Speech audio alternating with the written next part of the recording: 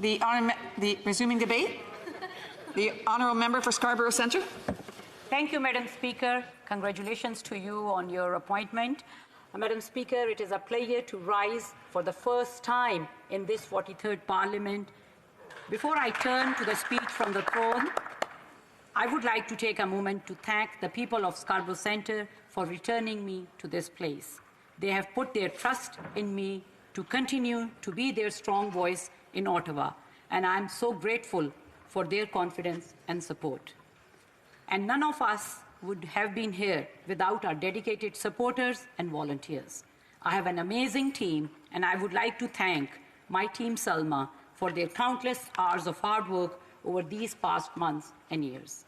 And to my family, my husband Salman and my boys Umaid and Usman, thank you so much for your love and support. Madam Speaker, I am proud to have received a strong mandate from the people of Scarborough Centre to fight for their values, their hopes, and their dreams in this place. They have shared with me their struggles, their hopes for the future, and the challenges their families are facing. It is their priorities I bring to this Parliament. I also recognize that in a minority Parliament, it is ever more important that we all work together. No one has a monopoly on good ideas. I'm ready to work with those who share the values, the hopes, and the dreams of the people of Scarborough Centre. We are a riding of Canadians by birth and Canadians by choice.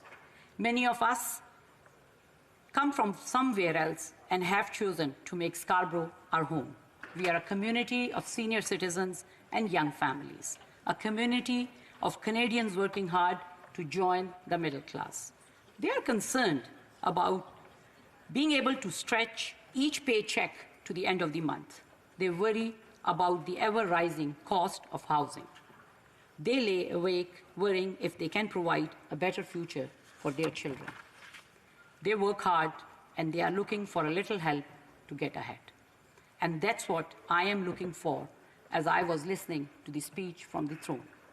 And I was pleased to hear some of the priorities of my constituents addressed in this speech. That a tax cut that will deliver a real benefit to those families working hard to join the middle class will be the first order of business for this government is a welcome news for the families of Scarborough Centre. Rather than hand out to millionaires, we know that putting more money into the pockets of families working hard to join the middle class is money that will be invested back into the economy. It means new clothes for back to school. It means healthier groceries going into kids' lunch bags. It is an investment that will not only support families, but will support local jobs and economies. The speech mentioned the historic reductions in poverty achieved by the government in its last mandate. Nearly 900,000 Canadians lifted out of poverty, many of them children, thanks to the programs like the Canada Child Benefit, a program we are committed to strengthening even more. One of the many families in Scarborough benefiting from the Canada Child Benefit is the Tareen family. Thanks to the CCB, Lena and Najib are able to provide healthy foods for their children, Abdullah, Ahmed Yassin, and Habibullah.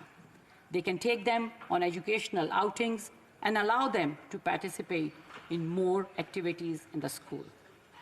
We are proud of that record, but I know that this government would be the first to admit there is still more work to do.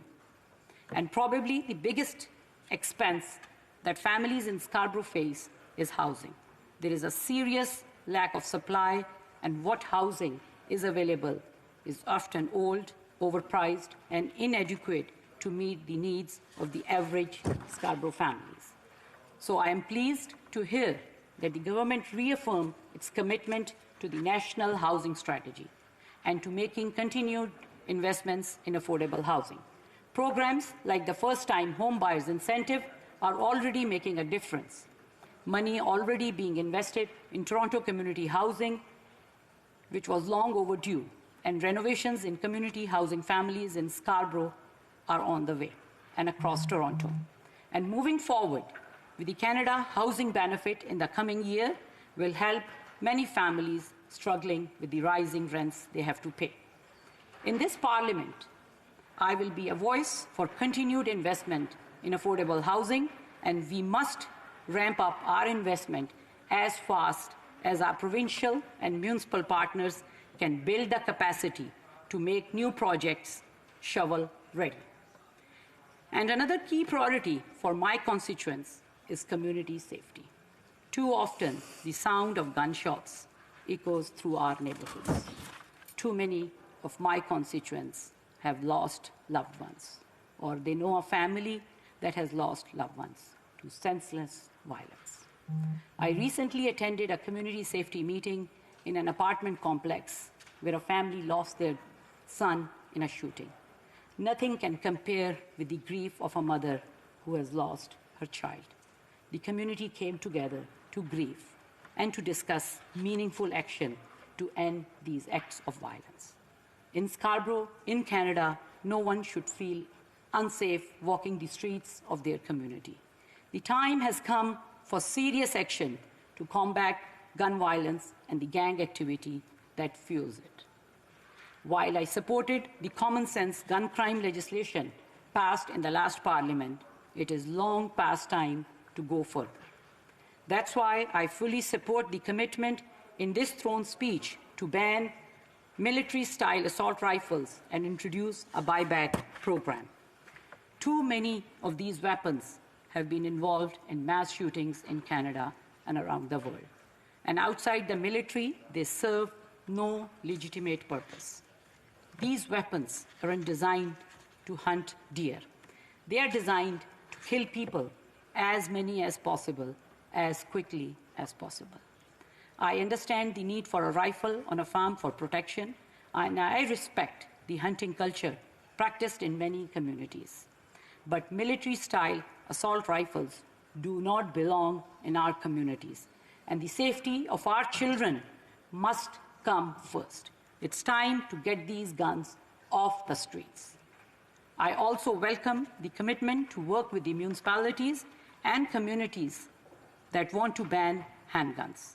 This is something that I have heard loud and clear from my constituents and something that the Mayor of Toronto and Toronto Council have asked for.